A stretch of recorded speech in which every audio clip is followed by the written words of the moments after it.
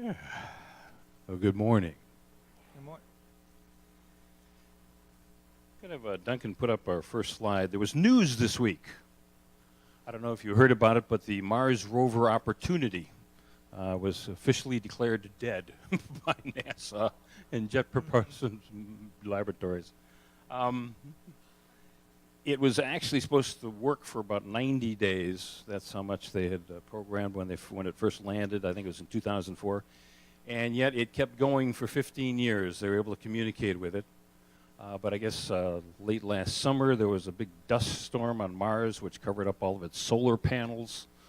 So it couldn't be recharged and all of that. So after trying to reboot it for several times over these past few months, it finally died out. Now, I did a little homework, and it turns out that there have actually been 4 Mars rovers. The first one was named Sojourner, and then Spirit, and then this one, Opportunity, was the third. The first 3 now have all kind of croaked. But there's a 4th one up there, which actually was sent up there considerably later. In fact, it landed on the surface of Mars on August 5th, 2013, and the name of that one is Curiosity, and it's still going strong. And it turns out that the name was chosen in an essay contest among 11-year-olds. And a woman, or a little girl rather I should say, Clara Ma, wrote the winning essay, and she wrote, "Curiosity is an everlasting flame that burns in everyone's mind. It makes me get out of bed in the morning and wonder what surprises life will throw at me for that day. Curiosity is such a powerful force. Without it, we wouldn't be who we are today. When I was younger, I wondered, why is the sky blue? Why do the stars twinkle? Why am I me?" And I still do ask those questions. Curiosity is the passion that drives us through our everyday lives. Sure, there are many risks and dangers, but despite that, we still continue to wonder and dream and create and hope. What a great spirit. And I know it's the reason, so many people do go to any church on a Sunday morning is we're curious about God. We're curious about how we interface with God. We're reading the book. I'm going to have Duncan put up the title of it, E Squared. We're kind of working our way through E Squared. It's written by Pam Grout, who actually goes to Unity in Lawrence, Kansas. She's an accomplished author and screenwriter. And she decided is there some way that she could come up with a fun way of laying out some of the spiritual principles and actually have experiments to prove that God exists and how God works. On her cover notes, on the back cover, it says, "E Squared could best be described as a lab manual with simple experiences that prove reality is malleable. Consciousness trumps matter, and you shape your life with your mind." And yes, you read that right. It says prove. I'm going to have Duncan put up a slide. We actually have some small group book discussions going. We've got 2 on Monday evening, one in Wesley Chapel, one in Brandon. And we've got 2 here at Unity of Tampa on Thursday. We've got one at noon and then one at 7 o'clock. If you still want to participate in that, we'd love to see you. You don't have to do that. You don't even have to read the book if you want, because each Sunday lesson is going to can stand on its own. But the 9 experiments, and as far as the book study group, just jump onto Facebook and put UT Book Study Group there, and we've got that Facebook page where you can post on there. We've posted the photos of the various groups. We took our group selfies and stuff. So the 9 experiments, each of which can be conducted with absolutely no money, very little time expenditure, and demonstrate that spiritual principles are as dependable as gravity, as consistent as Newton's laws of motion. So rather than take it on faith, E Squared has us walk through these various experiments. And she wants us to demonstrate the following principles. 1, there is an invisible energy force or field of infinite possibilities. She calls it the FP. You impact the FP, the field of possibilities, and draw from it according to your beliefs and expectations. Your connection to the field provides accurate and unlimited guidance. And number 4, the universe is limitless, abundant, and strangely accommodating. Alan Bridges, the intuitive consultant, says what E Squared is really about is about learning to suspend the beliefs that have been drummed into us for so many years. Stuff like, there's not enough to go around. Not true. We don't deserve to be happy. Not true. Having what we want is either greedy or a pipe dream. Again, not true. It's about unplugging from the beliefs based on scarcity and training our minds to focus on what we want rather than on what we don't want. The Gospel of Matthew, 6th chapter, 22nd verse. I guess I should start by saying in the Gospel of Matthew, there's the 5th, 6th, and 7th chapters.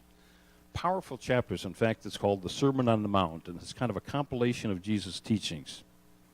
In the 6th chapter, on the 22nd verse, Jesus says, the eye is the lamp of the body. So if your eye is single, your whole body will be full of light. But if your eye is not single, your whole body will be full of darkness. No one can serve two masters, for either he will hate the one and love the other, or he will be devoted to the one and despise the other. You cannot serve God and mammon. Therefore, I tell you, do not be anxious about your life. Over the years, I've heard people say, well, mammon means money. It's like, well, partially. Mammon is basically materialism. You know, that drive to feel like we need to accumulate as much as we can here in the physical world, and also focusing on this physical world as being the source of what we need, rather than recognizing, no, we are spiritual beings having a human experience. Granted, it's nice to have things that kind of help serve our personal mission in the world, but those need not be the focus. So where is your focus? And that's where the I is single comes in. You know, can you truly focus on that spiritual essence that is all of us, and be focused on knowing that each of us was put here to give our special gifts, passions, and talents to make this world a better place. So in this book, Pam Grout refers to what we refer to as God, or the field of spiritual substance, or Holy Spirit, as the field of possibilities. It's an invisible energy field, 100% reliable, works every time, just like math or law, or the law of physics works every time. Ralph Waldo Emerson wrote, all of life is an experiment. In fact, the more experiments you make, the better. So in this book, we're using the scientific method, knowing that if we do something, we will get the expected result. And I know Charles and Myrtle Fillmore, who started the Unity movement, you know, Charles would talk about, if these things are not provable, then what's the point? If we can't get a repeated result from an experiment, what's the point? According to Webster, science is the knowledge attained through study or practice. Usually starts with a theory. A theory is a conceptual framework that explains existing observations and can predict new ones. So a theory is accepted on the results obtained through observation and or experiments that anyone can reproduce. How many of you have experienced that, just recognizing as you start working with spiritual principle that, yeah, this is something I can depend upon. This is something that is repeatable. Author Chris Beatty wrote about this book, you are doing this because you are fantastic and brave and, yes, curious. You're probably a little bit crazy, too, and that's a good thing. So, are you willing to prove that some of our past assumptions and even some of our past experiences are wrong? Now, you'll notice the title of the lesson this week is the Dude Abides Experiment. For those of you who aren't quite sure who the dude is, there was a 1998 movie by the Coen brothers. Now, the Coen brothers, you know, their movies have quirky characters doing bizarre things. You know, of course, the most famous one is Fargo. But they also did things like Raising Arizona and No Country for Old Men.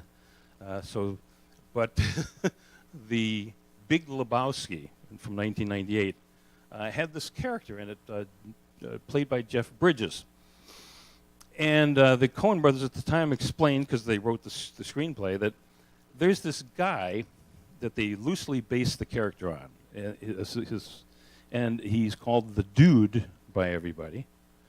But he always seems to be everywhere in Hollywood. You know, he's at all of the parties. He's always hanging around, yet nobody quite knows who he is. Nobody knows what he does for a living. But he seems to know everybody, and everybody knows him. I'm going to show you a quick clip from the movie, Duncan. This is from near the end of The Big Lebowski. Well, sodas, Gary. Right. Good luck tomorrow. Yeah, thanks, man. Sorry to hear about Donnie. Oh, yeah. Well, you know, sometimes you eat the bar and sometimes, Hey, man. How do you do, dude? I wondered if I'd see you again. I would miss the semis. How's things been going? Well, you know, strikes and gutters, ups and downs. Sure, I got you. Yeah.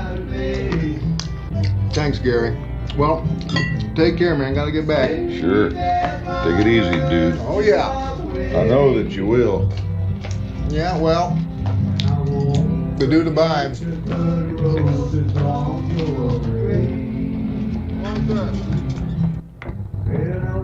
dude abides. I don't know about you, but I take comfort in that.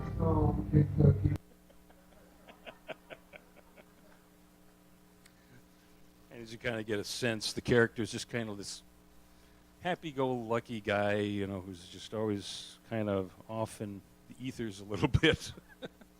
But it's, as you know, I mean, there are so many ways to describe God and what we discover God to be or what we perceive God to be.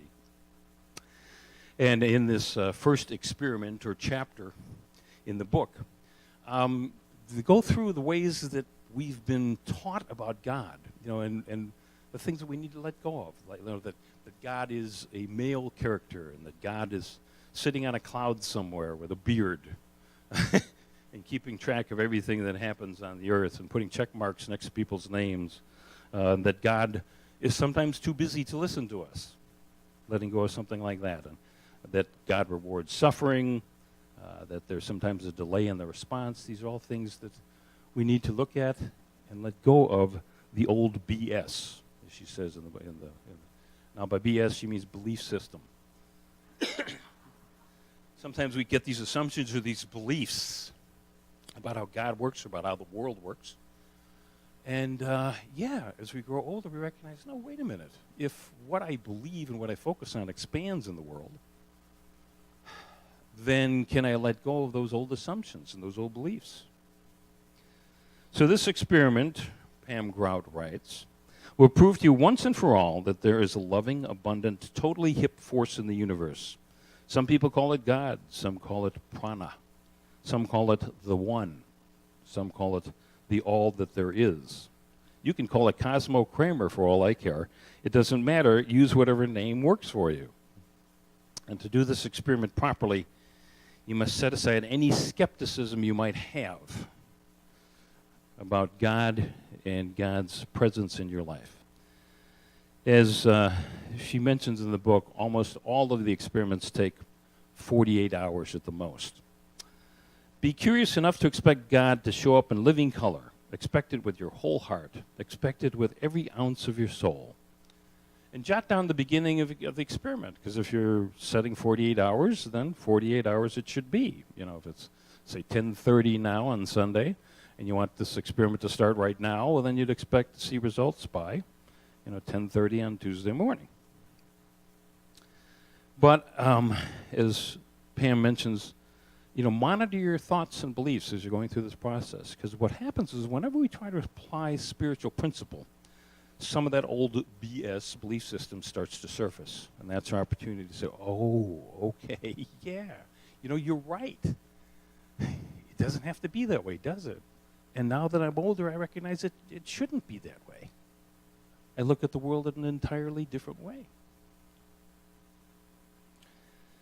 Well, the first time that I did this experiment, and the experiment is basically that you're going to ask God to prove that God exists, or this field of potentiality, as she calls it. And so the first time I did this, it was 1986, and I was going through a divorce. My life was miserable, and I just kind of put it out there to God. It's like, my life sucks. I'm considering suicide. Show me, prove to me that I shouldn't commit suicide right now. And suddenly these scenes jumped into my head, and I realized was the answer. there were these 2 times that I was driving this car. I'm going to have Duncan put the slide up. 1977 Datsun B210. It was a rip-roaring car. It was the cheapest car available in the United States at the time. And Datsun, for those of you who don't know, was the prior name of Nissan. And they're even thinking about bringing back the Datsun thing. So yeah, it was a lightweight car, and it had an engine that had 68 horsepower. If you know what the horsepower in your car is right now, it's like some of the cheapest cars these days have like 120 or 150 horsepower. But it was what I was working with there at the time. And the 2 scenes that jumped into my head, each with me driving this car, was that the first time it was about 1981, 82. I was working as a TV reporter in Peoria, Illinois, and my first wife, Bev, was in the hospital up in Chicago, and her parents agreed to kind of take care of her as she was going through this situation. She had a form of colitis, so they'd done surgery. And so I was driving up to Chicago from Peoria, and I was just getting to the ramp where I'm supposed to exit. And it had just started to rain. And as you notice, when it just starts to rain, you have all of the old rubber particles on the pavement, some oil. It gets very slick when it first starts to rain until the rain can kind of start washing that stuff away. And so I'm getting up to this ramp. It's one of these cloverleaf sort of things, but a short one. So it's 25 miles an hour, and here I am cranking along and coming off the highway at 55, and I'm like, oh, and so I start to tap the brakes, and the road is so slick that the brakes aren't working, and the car is starting to slide sideways, and I'm looking out the side window at this light pole that's coming right at me, and I had this sense of like, oh my God, I'm going to die. But then suddenly, the car gained traction and turned to the left, even with me not doing anything with the wheel. And I had the realization that I saved your life then from this God presence or feel the potentiality. The second time, I was in Kansas, driving from Kansas City down to Wichita. And I was driving in this car, and like a lot of interstates, it had this median strip with a little bit of a dip to it. And it was sleeting, so you had that kind of icy rain and stuff like that. And I'm trying to pass this semi, and there's this big gust of wind that kind of comes up, and suddenly the car just drifts into the median strip. And I was remarkably calm, and I thought, oh. And because it had been sleeting, everything had kind of been iced or slushed. And so the car was just kind of sailing along. And so I just carefully steered it back up onto the shoulder and onto the road. And once again, it was kind of like, the reason you're living is because you have so much more to do, was the realization that I had. It was just that sign from God. So if you're going to ask God to prove to you that God exists, it might be anything. But what you'll know is in your own intuition, in your heart, you'll know that you got an answer to this experiment.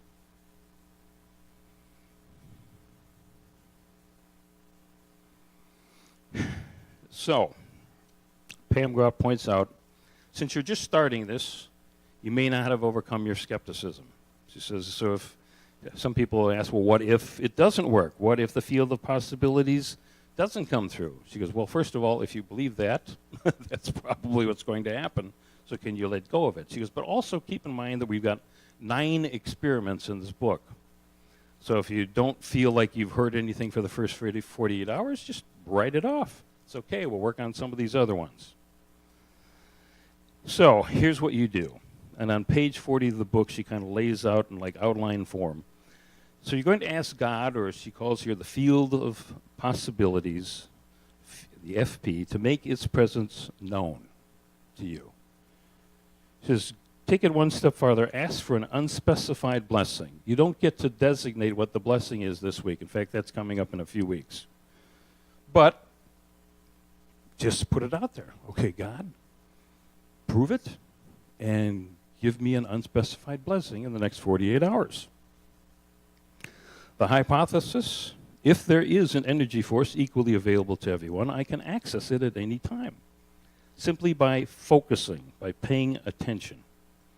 Furthermore, if I ask the force for a blessing, giving it a specific time frame and clear instructions, I know that this field of potential will send me a gift and say, my pleasure. Again, 48 hours, so keep track of the date and the time that you want to start. If you want to start now, that's great. If you want to put it off, I'm not sure why, but go ahead. The author writes as if she's talking to God. She says, okay, God, I'm giving you exactly 48 hours to make your presence known. I want a thumbs up, a clear sign, something that I can't write off as a coincidence. Sound good? Okay. Our closing video is a 2.5-minute video by Steve Hartman of the CBS Evening News about a Georgia minister who's asking God to prove that God exists.